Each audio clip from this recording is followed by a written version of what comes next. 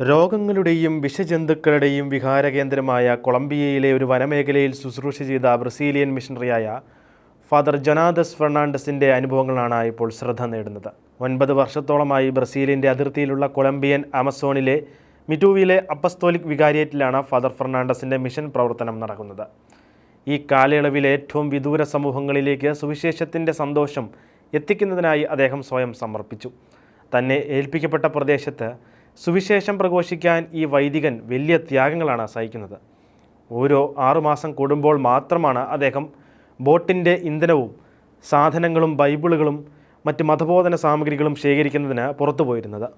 മേഖലയിലെ പല പ്രദേശങ്ങളുടെയും ദൂരക്കൂടുതൽ മൂലം 1-2 വർഷം കൂടുമ്പോൾ മാത്രമേ അദ്ദേഹത്തിന് അവിടം സന്ദർശിക്കാൻ സാധിച്ചിരുന്നുള്ളൂ. അതുകൊണ്ട് തന്നെ അത്തരത്തിലുള്ള സന്ദർശനങ്ങളിൽ ദിവസം 10 ജ്ഞാനസ്നാനങ്ങൾ വരെ അദ്ദേഹം നടത്തിയിട്ടുണ്ട്.